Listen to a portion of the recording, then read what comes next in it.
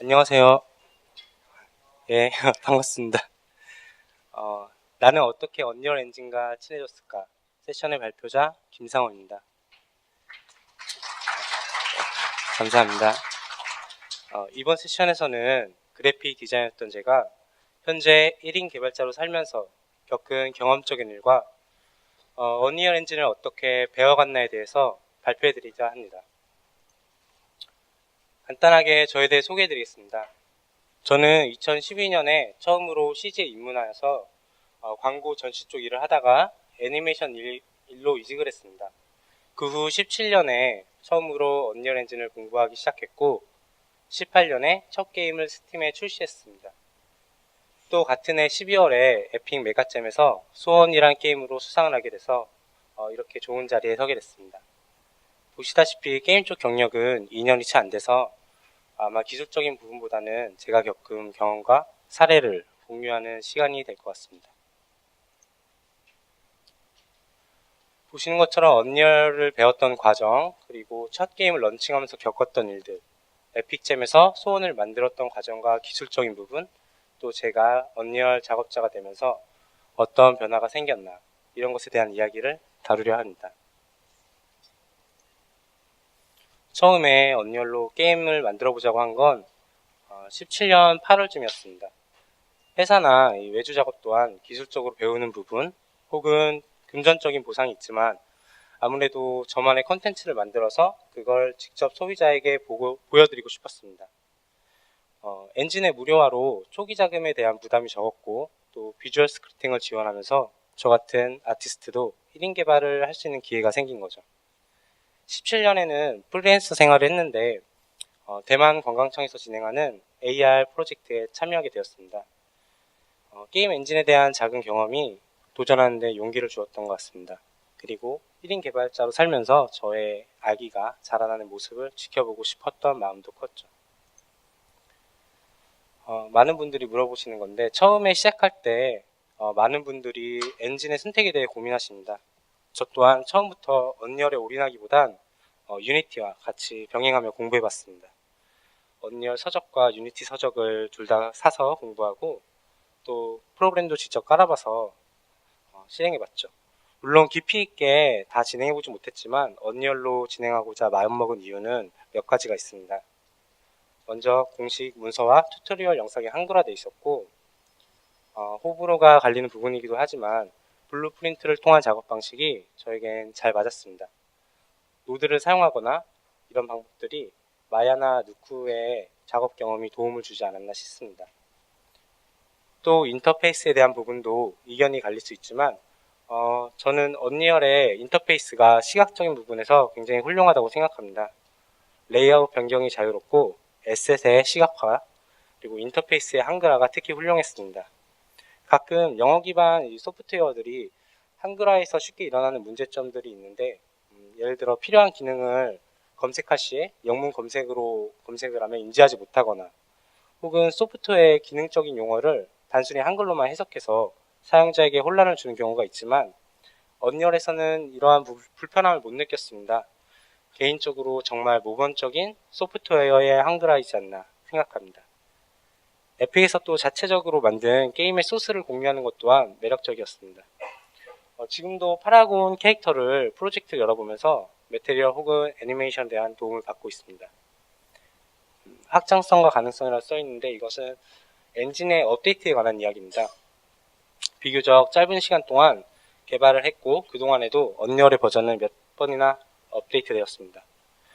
보통 업데이트와는 다른 버그나 편의성에 대한 업데이트뿐만 아니라 혁신적인 기능들이 매 업데이트마다 추가됐고 그리고 그것은 또 게임에 바로 적용하고 싶을 만큼 매력적이고 훌륭한 기능들이었습니다.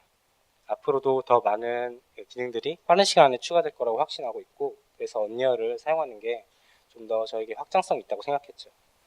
마지막으로 홈페이지를 보시면은 보신 분들도 있을 수 있는데 거기에 멋있는 문구가 있습니다.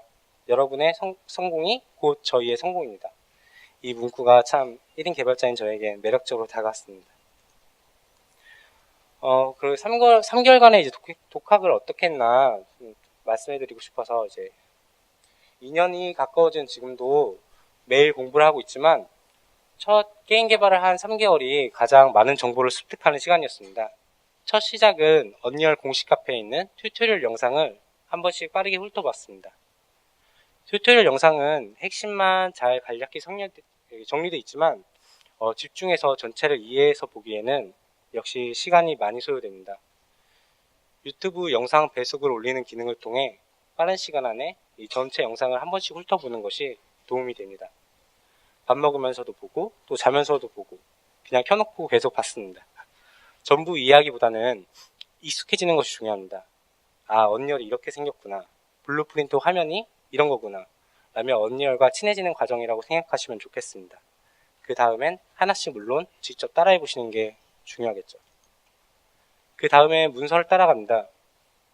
문서에는 공식 이제 홈페이지에 있는 문서를 말하는 건데 작은 것부터 큰 것까지 언리얼에 활용할 수 있는 거의 대부분의 항목들이 들어있습니다. 문서들을 살펴보시면은 퀵스타트라는 부분이 있는데 이는 빠르게 핵심을 이해하는 데 도움이 됩니다. 예제 같은 따라할 수 있게 만들어둔 예제인데요. 퀵스타터가 있는 항목은 꼭 따라해 보시면 좋겠습니다. 문서는 지금도 항상 켜놓고 작업하고 있고 또 앞으로 가장 많은 정보를 얻는 곳일 겁니다. 하지만 역시 전부 다 알려고 하시지 마셨으면 좋겠습니다. 처음 공부하시면서 분명 문서만으로 이해하기 힘든 부분도 있을 거고 또 그런 부분에서 막히다 포기하시는 분들이 가장 많은 듯 합니다. 저는 이런 부분들을 저만의 북마크를 만들어서 해결했습니다. 아래 나와 있는 표가 지금 보이실지 잘 모르겠는데 엑셀로 만든 차트입니다. 예를 들어서 학습 문서에 aim offset이라는 항목이 있습니다. aim offset을 이 단어를 처음 보시는 분은 1차적으로 패닉이 생기고 내용 또한 이 배경 지식이 전무하신 분은 흥미롭게 다가오지 못하고 이해 또한 가지 않죠. 하지만 이런 부분도 나중에 분명히 게임을 만드실 때 사용하게 되십니다. 해서 키워드라는 차트를 만들어서 자기가 알기 좋고 익숙한 단어들로 채워넣었습니다. 예를 들어 에임 오프셋이라는 항목에서는 제가 무기 조준 포즈, 마야 유저여서 블렌드 스페이스 등을 기입했고 뒷부분에 문서의 주소, 바로 찾아갈 수 있게 문서의 주소와 또 비슷한 항목의 마켓 콘텐츠가 발견되면 바로 또 기입을 하고 유튜브 튜토리얼 등 이런 것들을 기입해 놓습니다. 이는 후에 게임을 제작하시는 도중에 키워드를 검색해서 자기가 익숙한 키워드, 바로 떠오르는 키워드를 검색했을 때 바로 문서를 찾는 데 도움이 됩니다. 저는 물론 1인 개발자여서 그럴 수 있지만 게임 개발은 시험 보는 게 아니라 생각하거든요. 언제든 컨닝하고 또 다시 책을 펼 수 있게 북마크를 남기시는 게 도움이 되실 겁니다. 이제 문서와 영상으로 어느 정도 언리얼에 대해 이해할 수 있고 따라하실 수 있게 되었으면 엔진에서 놓으실 준비가 되셨습니다. 언리얼에서 제공하는 콘텐츠 예제 프로젝트는 앞서 배운 문서와 영상의 기능들이 맵 단위로 정리되어 있습니다. 멋진 예제들을 체험해보고 블루프린트를 뜯어보면서 기술적인 뿐만 아니라 앞으로 이제 제작하고 싶은 콘텐츠에 대한 아이디어 또한 얻으실 수 있습니다. 공부를 3개월 해가지고 솔직히 언리얼을 다 이해하시기는 힘듭니다. 저도 그랬고. 하지만 저는 이제 가족이 있고 하다 보니 어느 정도 최대한 빨리 성과를 내고 싶었습니다. 준비가 완벽하지 않더라도 일단 한번 완성해보자 하는 마음으로 2018년 1월부터 개발에 들어가서 4개월 동안 만든 게임이 로드 투 하데스라는 VR 게임입니다. VR 게임을 이제 첫 게임으로 만든 게 조금 특이할 수도 있는데 이런 이유들이 있습니다. 첫째는 비주얼적으로 표현할 요소가 많았습니다. 저는 원래 그래픽 아티스트였고 복잡한 시스템을 가진 게임보다 비주얼 중요도가 큰 VR 공포가 첫 게임으로 적합하다 생각했습니다. 그때 당시 나름대로 제가 시장 조사를 해봤을 때 VR 게임의 평균 플레이 시간이 1시간에서 2시간을 넘지 않았습니다. 일반 PC보다 적은 플레이 타임에도 좋은 평가를 받는 게임들이 있었습니다. 또 비슷한 시기에 출시한 같은 가격 대비 VR 경쟁작들을 봤을 때 대부분 간단한 상호작용 위주여서 처음 개발을 하는 제가 있어서 이제 코딩이 약한 제가 충분히 도전할 만한 장르라고 생각했죠. 로드 투 하데스에 대해 설명을 해드리자 하는데 일본풍 공포게임입니다. 이런 장르를 선택한 이유는 타겟 플랫폼인 스팀에 이 오리엔탈적인 동양 공포게임이 적었습니다. 이 매니아적인 요소가 있고 이 소요층이 판매량에 도움이 될 거라 생각했고, 제가 살고 있는 이제 아시아의 문화가 서양의 문화보다 공포적으로 또 미적으로 표현할 요소가 더 많고, 제가 배경 지식이 많다고 생각했기 때문에 선택했습니다. VR 개발은 하지만 또 다른 고려할 사항들을 많이 나왔습니다. 작업 도중에 여러 애로사항에 만나게 됐는데요. 일단 최적화를 하면서 한창 게임을 진행하던 도중에 포워드로 변경했습니다. 포워드 렌더로 변경했는데 라이팅 개수의 제한이나 이런 것들을 신경 쓰지 않고 배치한 것들이 흐트러지면서 세팅한 룩이 변해서 다시 처음부터 룩을 잡아야 됐습니다. 처음에 프로젝트를 들어가실 때 렌더를 고려하고 들어가시는 게 좋겠죠. 제작 도중에 또 지인들을 불러서 게임을 시연하던 도중에 문제가 발생했는데, 바로 키 때문입니다. 신장 때문인데, 사용자의 키에 따라서 진행 도중에 문에 머리가 걸려서 친구가 못 지나가거나, 또 시야적으로 천장을 뚫고 막 안 만들어진 부분을 보게 되고, 키가 큰 친구, 작은 친구에 대해서 체험하는 느낌이 달랐습니다. 이에 따른 다른 VR 게임들은 시작 시에 키를 입력하거나 혹은 세팅에 앉은 자세, 선 자세 등을 기입하거나 이렇게 구조적으로 신장에 무리가 없이 플레이할 수 있도록 디자인을 해야 돼가지고 다시 진행을 했죠. 또 UI와 로딩 화면도 기존의 PC 게임과는 차별성을 둬냈습니다. 언리얼의 텍스처 렌더는 잘 나오지만 그게 아닌 기존의 위젯은 VR 기기를 통해서 볼 때 초점이 흐트러지는 현상이 있습니다. 이는 사용자의 시점에서 고정된 텍스트나 혹은 UI가 화면에 고정되어 있고 헤드셋에 고정되어 있으면은 멀미를 더 많이 유도하는 걸 느꼈습니다.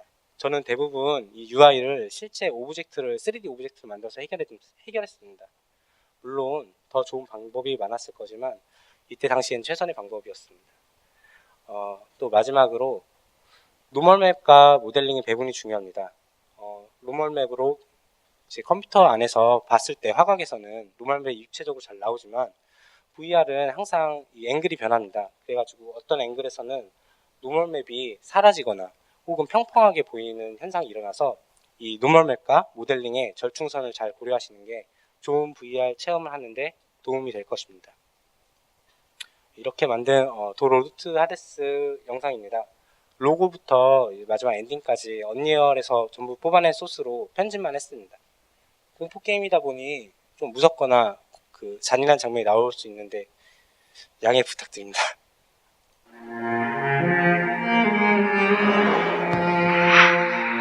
사운드가 혹시 너무 크신가요? 괜찮으신가요?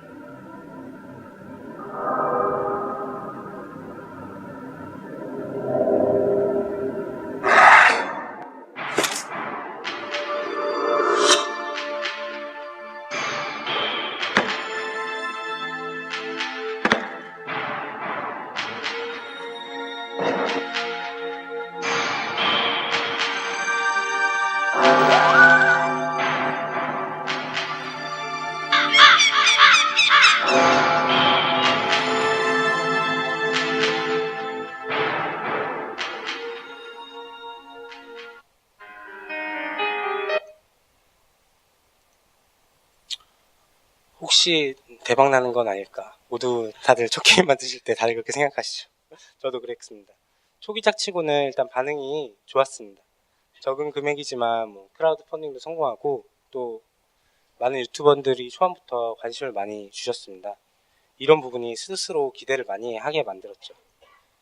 하지만 역시 시장은 생각했던 것만큼 만만한 곳이 아닙니다. 게임의 평가가 금세 복합적인 스팀에서 이제 복합적 평가로 바뀌면서 판매량이 70% 바로 줄었습니다. 버그, 콘텐츠의 질, 가격 대비 플레이 타임에 대한 비판이 쏟아졌죠. 현재까지 7,000장 정도 판매했지만 이 또한 대부분 첫 달에 판매한 거고, 평가가 떨어진 인디게임은 이제 홍보가 전혀 없는 인디게임은 이제 스팀 페이지에서 들어보실 때 평가가 제일 중요합니다. 평가가 떨어지는 거는 구매욕을 굉장히 상실하게 만들었죠. 런칭 후 여러 가지 느낀 점들입니다. VR이 쉬워 보이지만 오히려 까다로운 면이 많았습니다. 최적화에 대한 부분도 문제가 있었고, VR 기기를 소유하고 있는 유저라고 해서 항상 하이엔드 PC가 아니었습니다. 최적화가 안 됐을 때 VR은 끔찍한 프레임과 함께 구토 현상을 유발했습니다. 또 VR이 없는 일반 PC 유저들한테 팔아보자고 제가 같은 빌드 안에서 PC 바로 두 가지 플랫폼을 서비스했습니다. 근데 이게 화가 됐습니다. VR 기본 템플릿을 토대로 제작한 프로젝트에서 플레이 시 VR 헤드셋을 인지하지 못할 때 바로 PC 인풋으로 받아들이기에 코딩을 짰고, 그 외에는 PC 유저를 위해서 어떠한 차별적인 요소도 만들어주지 못했습니다. 유저들은 불편한 UI라 조작감, 이 VR에 전부 다 맞춰져 있다 보니까 예를 들어 손이 고정되어 있거나 VR 기기를 통해서 손이 움직여야 되는데 PC 유저는 손이 고정되어 있거나 이런 체험에서의 차별을 받게 됐습니다. 하지만 가격은 똑같이 지불해야 됐으니까 얼마나 화가 많이 나셨겠어요. 그래가지고 이런 거에 대한 악평이 많이 달렸습니다. 실제 대부분의 부정적인 평가는 VR이 아닌 일반 유저분들이 다셨습니다. 제대로 된 제품을 플레이어에게 두 가지 플랫폼으로 제공하시려면은 조작과 UI뿐만이 아니라 컨텐츠 또한 이제 사실상 기획 단계에서 2배의 에너지가 필요한 단계임에도 저는 이제 첫 게임이어서 잘 몰랐고, 또한 그냥 넘어가려고 서로 타협을 했죠. 조금 더 팔아보려다가 아예 안 팔리는 상황이 올 수도 있습니다. 타깃층을 잡는 시장 조사에서도 여러 문제가 있었습니다. 남들이 안 하시는 거는 분명히 이유가 있는 것들입니다. 날마다 이제 스팀에 중국, 일본, 한국 등 아시아권의 스팀 유저가 늘어가고 있지만, 아직까지도 특정 게임들을 제외한 인디게임은 서구권의 시장이 가장 많은 부분을 차지하고 있습니다. 그러나 제 게임은 70% 이상이 아시아에서 팔렸습니다. 이게 좋은 것처럼 보이지만 사실 큰 시장에서 판매량을 차지하지 못했다는 것은 실패했던 거죠. 중국, 일본, 한국 순으로 판매됐고, 기타 리뷰와 스트리머들을 관찰해본 결과 서구권 분들은 제가 생각했던 공포의 요소를 공감하지 못하는 걸 볼 수 있었습니다. 제가 뱀파이어나 좀비보다 처녀 귀신을 무서워하는 것처럼 공포 또한 이제 공감대가 필요한 소재였죠. 그리고 가격 또한 다른 타이틀에 비해 메리트가 없었던 것 같습니다. 앞서 말씀드렸던 크라우드 펀딩에 성공했다고 했는데 이 또한 예상치 못한 리스크를 동반합니다. 사실 인디게임을 여기서 만드시는 분들이 계실지 모르겠지만, 인디게임 만드시는 분들에게 크라우드 펀딩은 사막의 오아시스 같은 존재라 생각합니다. 홍보, 제작비 등 인디에게 가장 절실한 요소들을 충족시켜줄 고마운 존재고, 정말 절실한 부분이죠. 하지만 잘못 계획하고 진행하시면 독이 되기도 합니다. 저는 2월에 펀딩을 진행했고 4월에 출시 약속을 잡았습니다. 2개월이라는 기간이 매우 짧은 기간이지만 그 전에 2개월 정도에 50%를 내가 만들었으니까 앞으로 2개월에 50% 만들겠지 하는 첫 출시자의 가장 잘못된 생각이죠. 하지만 이제 생각지 못한 문제들은 분명히 발생하고 그 문제들을 해결해야 되는 시간을 분배하기가 까다로워졌습니다. 약속 날짜를 지키고자 하는 게 중요했으니까요. 펀딩을 또 성공하시려면 페이지에 자기 게임에 대한 미사옥으로 멋있게 포장을 해야 합니다. 정말 고마운 분들이 더 많은 기대를 하게 됐고, 또 그 많은 기대를 충족하지 못할 때 실망감 또한 더 많아집니다. 또한 출시 전에 게임 가격을 정해야 하는 게 가장 큰 위험입니다. 펀딩 금액에 맞춰서 판매 대금을 정해야 되고, 이는 개발 도중에 정하기에 너무 위험하고 가장 불안한 요소 중에 하나라고 생각합니다. 첫 게임은 실패했지만 그래도 출시만큼 큰 경험도 얻습니다. 조금 더 좋은 게임을 만들겠다는 생각에 다시 준비에 들어갔습니다. 그때 목표는 무조건 한 달 동안 한 개의 프로젝트를 프로토타입에서 빌드까지 해보는 것이었습니다. 이는 완성하는 연습을 길러주고 좋은 아이디어가 생겼을 때 구현할 수 있는 한계를 늘려주는 멋진 트레이닝이라고 생각합니다. 아래 스크린샷들처럼 디자인은 에셋이나 무료 이미지를 사용해서 액션 게임, 2D 퍼즐, 탑뷰 어드벤처 등 한 5개월간에 거쳐서 다양한 프로젝트를 만들어 보려고 노력했습니다. 그리고 11월에 에픽게임즈에서 현실은 종종 부정확하다, 현실은 때론 비현실적이다라는 주제로 이제 메가잼 2018이 열렸습니다. 정말 언리얼한 주제였죠. 메가잼은 이제 아시는 분들은 아시겠지만 여타 게임잼들처럼 주어진 주제를 두고 정해진 시간 안에 게임을 완성하는 행사입니다. 참가 페이지로 봤을 때 한 1000분 정도가 참여했고 최종적으로는 200개의 게임이 나왔습니다. 수상자에게는 PC, 소프트웨어 라이센스, 멋진 언리얼 굿즈를 주셨고 또 포스팅과 라이브 스트리밍 등 게임을 소개할 멋진 기회도 얻을 수 있었습니다. 매해 열리는 에픽 게임잼에 한국 개발자분들이 더 많아졌으면 좋겠습니다. 스크린샷에 보이는 게임이 메가잼에 제출한 소원이라는 게임입니다. 정말 감사하게도 수상을 하게 되었고 현재까지도 저는 이 작품을 이어서 제작 중에 있습니다. 간단하게 게임에 대해 설명하고 이제 게임을 어떻게 만들었나에 대해 말씀드리자 합니다. 소원은 저희 딸의 이름이기도 합니다. 딸을 모티브인 주인공이 꿈속을 여행하는 퍼즐 어드벤처 게임입니다.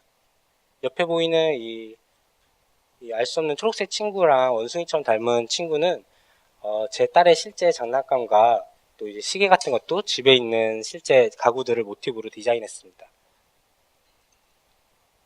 소원의 게임 영상을 보여드리자 하는데 절반 정도는 개발 중인 부분이 있고 또 이 영상 중의 절반은 게임잼 때 7일 동안 만든 게임입니다.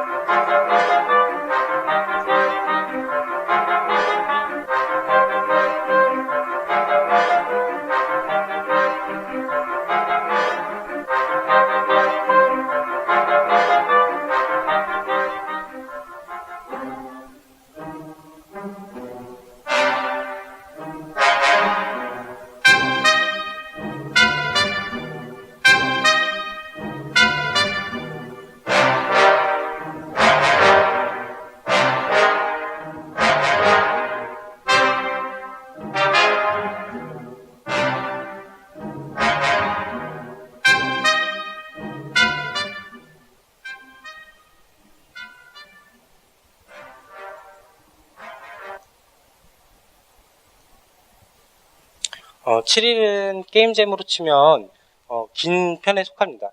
그렇지만 멋진 게임을 만들기에는 넉넉한 시간은 아니었습니다. 짧은 시간 동안 많은 부분을 소화해야 했고 그동안 쌓은 언리얼의 기술과 아티스트로서의 역량을 최대한 발휘하기 위해서 최선을 다했습니다. 먼저 첫날은 포럼에서 다른 참가자들과 토론을 했습니다. 일부 참가자들과 주제에 대해 이야기했고 그중 꿈이라는 키워드가 마음에 들었습니다. 그래서 이를 마인드맵을 그려서 꿈을 주제로 한 다른 작품을 검색 포탈에 찾아봤습니다. 마침 구운몽이 딱 들어왔고 구운몽처럼 꿈과 현실에 대한 이야기를 풀어보자고 했습니다.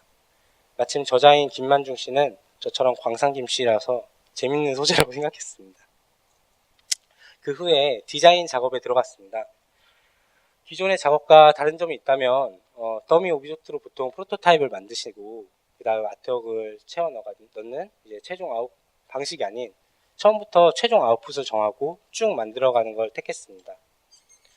이는 라이팅은 물론 포스트 프로세싱까지 포함된 작업이었고 마음에 드는 질감과 아트의 컨셉을 잡는데 총 하루를 다 쏟아부었습니다. 이런 이유는 프로토타입을 최종 제출작으로 생각했기 때문입니다. 7일이라는 기간 동안 혼자 만들려면은 아무래도 프로토타입을 만든 걸 바로 제출해야 된다는 생각이 있었죠. 물론 팀이 아닌 1인 개발자였던 저에게 맞는 방법이었고 다행히 결과를 만들어내는데 도움이 됐습니다. 모델링 단계에서는 기본적으로 로우 폴리로 제작했고 소프트 엣지와 하드 엣지를 적절히 사용하는 게 중점을 두었습니다. 왼쪽의 두 모델링은 하드 엣지나 소프트 엣지 상태의 모델링입니다. 강조하고 싶은 부분만 이제 하드 엣지로 작업하고 아래 사진처럼 엔진에서 또한 이 차이가 분명하게 나옵니다. 헤어 부분을 보시면 특히 차이가 나는 걸 보실 수 있습니다. 소원의 작업의 모티브는 빠르고 특이하게가 중점입니다. 로우 폴리로 만들어진 모델링을 맵핑과 쉐이딩에서 특이점을 주려고 했습니다. 컬러 맵을 러프 스케치한 후에 UR로 리터칭을 합니다. 그 후에 리터칭된 컬러 값을 토대로 노멀 맵을 뽑아냈습니다. 이는 기존의 작업 방식과는 전혀 다른 새로운 시도였고 그렇지만 속도가 빠른 이점이 있었습니다. 거친 느낌의 노멀 맵은 로우 폴리의 단순한 모델링을 커버시켜줬고 또 유화 느낌의 텍스처가 가진 노멀 맵의 이질감과 잘 어울려서 다행히 컨셉에 맞는 결과물이 나왔습니다. 7일이라는 시간 안에 새로운 작업 방식을 도전하는 게 위험할 수도 있지만 게임잼이라는 건 일단 즐기는 게 제일 중요하기 때문에 시도해볼 수 있었던 것 같습니다. 이와 같은 방법으로 제작된 컬러랑 노멀이 표현된 씬입니다. 엔진에서 Alt랑 숫자키를 누르시면 이제 뷰 모드가 바뀝니다. 좌측 상단에 뷰 모드 설정을 통해서도 가능하시고 이런 뷰 모드로 컬러와 노멀 맵을 뷰포트에 표시하실 수 있습니다. 뷰 모드 설정을 라이팅의 복잡도, 쉐이딩의 복잡도, 라이트맵 밀도 등 최적화에 필요한 부분도 시각적으로 한 번에 알아볼 수 있는 기능이라 지금도 유용히 사용하고 있습니다. 인게임에서 이제 합성된 뷰포트입니다. 사실 질감과 이 컨셉을 잘 살리기 위해서는 다이나믹한 라이팅이 많이 필요했습니다. 이 플랫한 라이팅보다 입사각이 확실한 이제 라이트가 모델이 가진 실루엣과 노멀맵의 특징을 좀 더 잘 표현해줬습니다. 그래서 제 게임 플레이하실 때 보시면 창문에서 들어오는 강한 백라이트나 특정 구간만 비춰주는 스포트라이트가 많은 이유는 이러한 질감과 노멀맵을 더 잘 표현해주기 위한 것도 있습니다. 꿈속이란 배경에 어울리는 몽환적인 느낌을 살리기 위해서 볼륨메트릭 포그를 이용했습니다. 볼륨메트릭 포그는 익스포넨셜 하이트 포그에서 설정해 주었는데 2D 시트를 만들어서 포그를 보통 사용하시는 것보다는 비싸지만 또 물리 기반 포그나 또 이펙트보다는 저렴한 비용으로 사용하실 수 있습니다. 또한 맷 전체에 균등하게 들어갔고 이는 빠른 작업을 하는데 도움이 되었습니다. 다만 오퍼시티나 컷오프 등 세부 조절은 힘들었고 이는 저는 라이트 강약과 카메라 연출 또 라이트 오브젝트에서 볼륨메트릭 강도 설정을 통해서 조절했습니다. 소원에서 제가 원하던 아웃풋은 꿈의 아름다움과 공포감이 적절히 섞인 상태였습니다. 이런 룩을 잡는데 포스트 프로세싱이 큰 영향을 주었습니다. 사진은 포스트 프로세싱을 제거한 상태의 모습입니다. 스카이와 디렉션 라이트를 전혀 사용하지 않았습니다.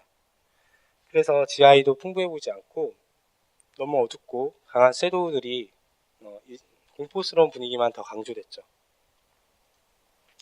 그 후 포스트 프로세싱만 적용한 상태입니다. 처음에 필름 탭에서 명암을 완만하게 만들었습니다. 그러나 명암이 완만해지면서 RGB의 커브값 또한 완만해져서 특정 구간에서는 제가 원하는 예쁜 컬러감을 뽑아내지 못했습니다. 이는 섀도우에서 색조값을 올려서 해결했습니다. 마스터 컬러에서 색조값을 올리실 수도 있지만 이 경우에 강한 빛이 들어오거나 특정 컬러에서 촌스러운 느낌이나 야광 느낌이 보이는 현상이 발생해서 섀도우에서 조절했고 마지막으로 블룸 효과를 줘가지고 몽환적인 산란 효과를 만들었습니다. 모든 컴포짓 작업이 그렇듯이 결과물에 강력한 영향을 주지만 컨셉 디자인과 라이팅에 따라 작업 방식이 달라진다고 생각합니다. 정해진 정답은 없습니다. 3인치 기본 템플릿을 토대로 작업했습니다. 이제 언리얼에서 딱 키시면 나오면 바로 3인칭 템플릿으로 작업했는데, 카메라를 아이 레벨 근처까지 낮춰서 사이드 스크롤 느낌을 줬습니다. 사이드 스크롤에 고정된 카메라는 단점도 있지만 이를 게임잼에서는 강점으로 사용할 여지가 있었습니다. 먼저 가시거리가 한정적이라 안 보이는 부분이 많았습니다. 한쪽 면을 만들 필요가 아예 없었죠. 벌써 레벨 디자인이 6분의 1 줄었습니다. 그리고 주제를 살리기 위해 꿈이라는 비현실적인 공간을 표현하는데 도움이 되었습니다. 옆에 이미지를 보시면 해바라기들 사이에 문이 조그맣게 열려있고 그 안에 공간이 있는 것처럼 보입니다. 하지만 이는 빛을 반사하지 않는 블랙 매트를, 아래 이미지를 보시는 것처럼 블랙 매트로 다 가린 페이크 처리입니다. 전체적으로 어두운 환경을 조성했고 두렵고 미스테리한 분위기를 연출하는데 이 고정된 사이드 카메라가 도움이 되었습니다. 단 3D 게임의 매력이 떨어지지 않도록 캐릭터는 X, Y, Z 축 자유롭게 이동하도록 놔뒀습니다. 하지만 이 로테이션을 제한시킨 카메라를 사용하면서 가장 큰 문제점은 캐릭터와 오브젝트 사이가 너무 가까울 때였습니다. 이럴 경우 보시는 것처럼 스프링 암의 위치값이 캐릭터 속으로 파고드는 문제가 발생했습니다. 보통 회전값을 고정시키지 않으면 스프링 암에서도 로테이션이 되면서 자유롭게 페이드가 되는데 이게 막아놓으니까 아예 안으로 파고드는 문제가 생긴 거죠.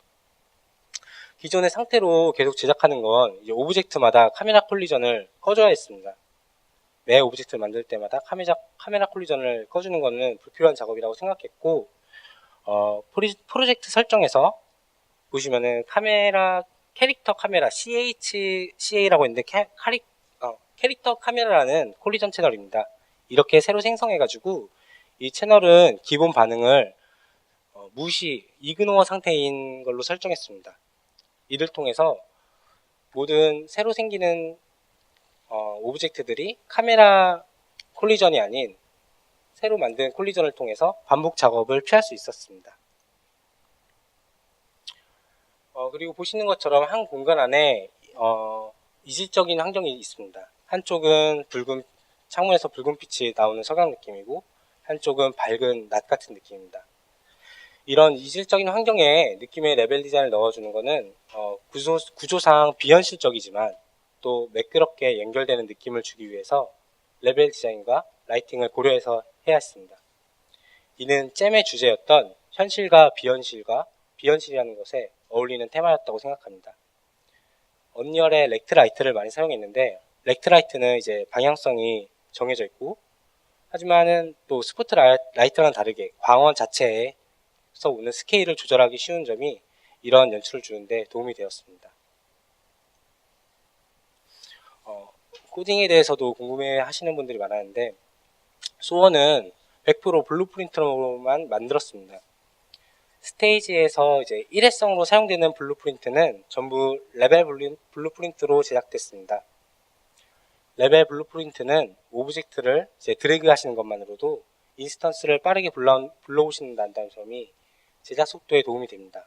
그리고 물론 재활용해야 되는 블루프린트는 블루프린트 클래스로 만들었죠. 블루프린트 클래스를 만들 땐 가능한 많은 변수를 인스턴스 편집이 가능한 상태로 만들었습니다. 이는 스크립팅 작업량이 줄어드는 효과를 주었습니다. 인스턴스 편집 가능 상태의 블루프린트 변수는 뷰포트 상에서 스포이드 클릭만으로 빠르게 설정할 수 있고 또 블루프린트가 다른 변수로 바뀌었을 때 제대로 작동하는지 테스트하기도 용이합니다. 그리고 이 부분은 사실 맞는 방법이 아닐 수 있습니다. 게임잼에서 활용한 방법인데요. 시간적 이득을 많이 보려고 이런 방법을 썼습니다. 이미지나 음향 소스 등 외부에서 만든 소스를 간단하게 수정해야 할 때 대부분을 엔진 안에서 해결했습니다. 예를 들어서 텍스처의 소스의 밝기, 색감 등 미세한 수정은 텍스처를 이제 더블 클릭하시면 나오는 디테일 패널에서 수정했고 애니메이션 키 수정 또한 한두 개의 본만을 간단하게 수정해야 될 경우 엔진의 애니메이션 툴에서 키를 주었습니다. 그리고 음향 소스 또한 피치를 조정하거나 또 볼륨 조절이 필요할 경우 전부 엔진 안에서 수정할 수 있었습니다. 외부 소프트웨어를 통해서 다시 수정하고 저장하고 임포트하는 과정을 줄여가면서 이 7일이라는 시간을 최대한 아껴 쓰기 위해서 작업 시간을 압축했습니다. 특히 사운드 쪽은 지금 맥북으로 로직을 통해서 작업하고 있는데 이 작업 동선을 아끼는데 굉장히 많은 도움이 됐습니다. 물론 지금 정식 버전을 만드는 중에는 해당 소스의 원본을 수정한 후 작업하고 있지만 지금도 수정 전에 방향성을 정하는 데 있어서 유용하게 쓰고 있습니다. 언리얼 메가잼은 특이하게 SS 사용하실 수 있습니다.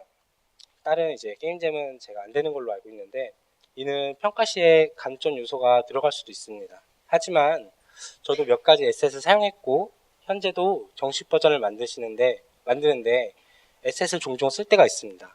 1인 개발자분들한테는 되게 SS이 되게 좋은 존재죠.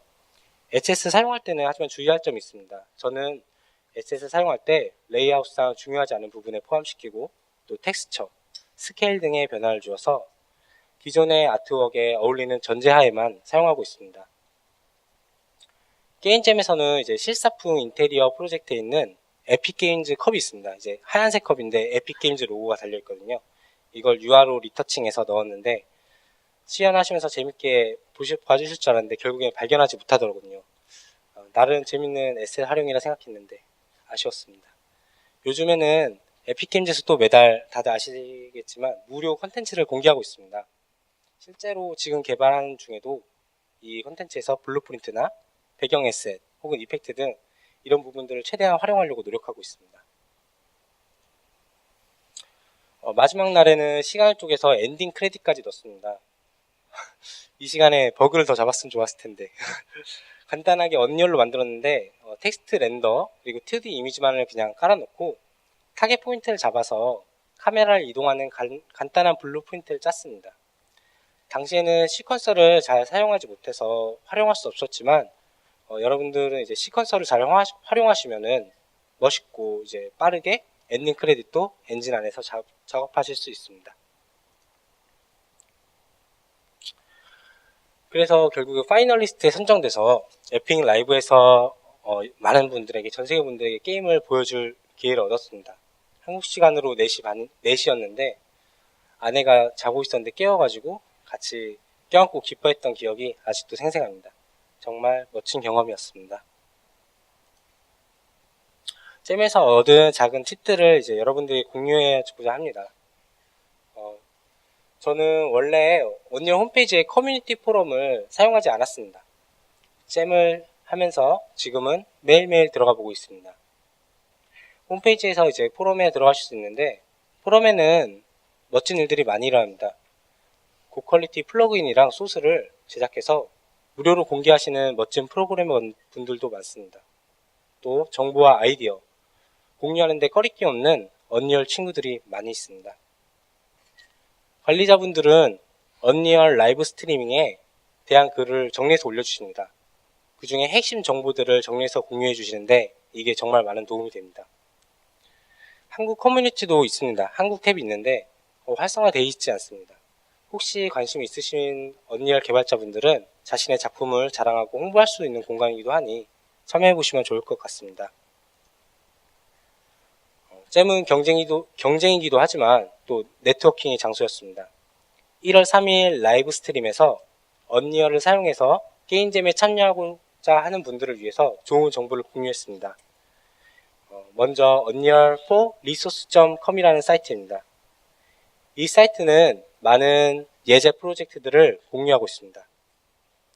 예를 들어서 물리적으로 움직이는 배, 비행기, 자동차 등 멋지게 구현한 프로젝트를 무료로 받아보실 수 있습니다. 또한 뱀처럼 움직이는 캐릭터, 미니맵 만들기 등 한 번쯤 어떻게 만들었지 궁금한 것도 뜯어보며 만들 수 있게 프로젝트가 있습니다. 또 VR, 2D, 또 여러 플러그인, AI 프로젝트 등 장르가 굉장히 방대하게 있으니 꼭 잼이 아니더라도 내가 새로운 프로젝트를 진행하거나 아니면 내가 프로젝트에서 구현하고 싶은 기능이 있을까 궁금하시면 한 번쯤 꼭 둘러보셨으면 좋겠습니다. 여기는 외국 분들은 굉장히 많이 사용하시는데 한국 분들은 별로 없으신 것 같아가지고 적었습니다.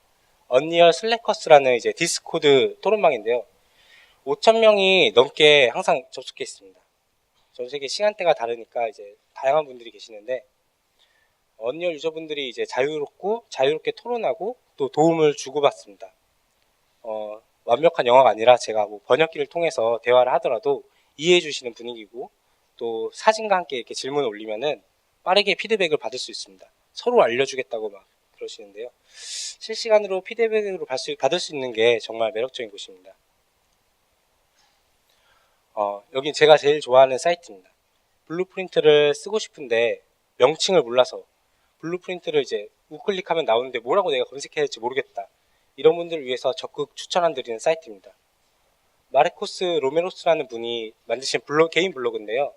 4년 동안 작성한 거의 모든 블루프린트 노드에 대해서 사전적인으로 정리해 놓은 블로그입니다. 비디오 및 자습서 또한 포함하고 있어서 마치 수학의 정석처럼 블루프린트의 정석이라는 게 있다면 이런 사이트이지 않을까라는 생각이 있습니다. 이 밖에도 멋진 정보들과 친구들을 만날 수 있는 게임잼에 많은 관심을 가져주셨으면 좋겠습니다. 제가 언리얼 유저가 되면서 변한 것들에 대해입니다. 저는 언리얼 배우고 출시도 이렇게 해보고 메가잼에도 참여해보면서 짧지만 많은 일들을 겪었습니다. 1년 반이라는 시간 동안 기술적으로나 내적으로 많은 것들이 변했습니다. 먼저 작업하는 게 즐거워졌습니다. 회색빛 폴리곤 덩이에서 인구의 렌더링 시간을 거쳐 최종 아웃풋을 뽑아냈을 때 그 쾌감도 분명 있습니다. 하지만 일단 실시간 렌더링으로 바뀌고 작업하면서 이건 저에게 큰 즐거움으로 다가왔습니다. 엔진을 통한 작업은 비주얼적으로 조금 더 많은 시도를 할 수 있게 됐고 또 그 결과를 보면서 즉시 수정을 할 수 있게 되었습니다. 빠른 결과물을 볼 수 있는 이런 환경은 생각하는 걸 표현하고 또 기술적인 새로운 시도를 하는데 두려움을 극복하는 데 도움이 되었습니다. 회사마다 파이프라인은 조금씩 다 다르지만 제가 프리랜서 생활할 때 파이프라인은 이런 식이었습니다. 기행, 모델링, 애니메이션 등 계단 형식으로 된 파이프라인을 제작 과정을 거쳐서 최종 아웃풋을 컨펌 받습니다. 하지만 클라이언트가 중간 단계 작업에 대해서 수정을 원할 때 다시 그 부분부터 계단을 올라가야 합니다. 이는 필요 없는 자원 소모의 연속이었습니다. 새로운 시도를 하고 파이프라인을 바꾼다는 것은 기존의 작업이 익숙해지기 시작하는 시니어급 이상 작업자분들에게는 고통스러운 일로 다가올 때도 있습니다. 하지만 언리얼 엔진을 사용해서 외주 작업이나 제 개인 작업을 진행할 때 어떤 방면의 피드백도 즉각 처리하기 수월해졌습니다. 만약 프로젝트를 필요한 퀄리티가 엔진의 렌더로 표현할 수 있는 선이라면 같은 시간의 작업물보다 더 좋은 결과물이 나올 거라고 확신합니다. 렌더 세팅과 시간에 투자한 에너지를 아트웍과 라이팅에 쓸 수 있습니다. 클라이언트에게 중간 작업물을 보여줄 때 가끔 이렇게 말씀하시는 분들이 있습니다. 이렇게 보여주면 난 모르지 라는 분들한테 언리얼 엔진의 최종 시각적인 거는 즉효학으로 작용합니다. 이는 상황에 따라 다르게 작용하겠지만 개인 개발자, 애니메이션, CG 작업자 등 모두에게 적용될 수 있는 일입니다. 실제로 국내에 많은 애니메이션과 CG 업계가 언리얼 엔진을 활용하는 쪽으로 움직이고 있고 또 멋진 결과물들을 만들고 있는 걸로 알고 있습니다. 저 또한 개발비가 필요해 외주 작업을 할 시 마야나 맥스로 작업하자고 하시면은 언리얼로 진행해보자고 추천드리고 있는 상황입니다. 제가 토즈라는 회사에서 라이팅 팀에 있을 때 TV 애니메이션 프로젝트를 진행했습니다. 가장 머리가 아팠던 거는 스크립팅이었습니다. 지금은 언리얼로 라이팅을 작업하면서 블루프린트를 적극 활용하고 있습니다. 시간대, 날씨에 따라 변하는 디렉셔널 라이트나 불처럼 흔들리는 포인트 라이트를 간단한 함수만으로도 표현할 수 있습니다. 주변 환경에 따라 림라이트의 컬러나 혹은 강도를 변화시키는 작업 등도 블루프린트로 짧은 시간에 구현할 수 있습니다. 그때 그 시절에도 블루프린트를 작업할 수 있었다면 아마 감독님이 좋아하셨을 텐데 아쉽습니다. 회사 생활을 할 때도 마찬가지고 또 지금도 종종 개인 작업물을 SNS에 공유할 때가 있습니다. 지금은 피드백이 훨씬 많이 오는데요. 특히 움직이는 작업물을 올렸을 때 반응이 좋습니다. 언리얼의 실시간 렌더뿐만 아니라 애니메이션 리타겟팅 혹은 파티클, 강력한 물리 엔진 등을 통해서 빠르게 동적인 작업물을 만들어내고, 이는 홍보물을 만들 때 시간적인 노동을 줄여주고 효과는 훨씬 올라갑니다. 이 부분은 언리얼을 시작하고 가장 값진 경험이었습니다. 언리얼을 시작한 경험이 길진 않지만 노하우와 기술의 공유에 적극적인 것에 놀랐습니다. 멋진 프로젝트를 통째로 공유받는다는 것은 그 작품을 만든 작업자의 노하우와 기술을 고스란히 전달받는 것과 같습니다.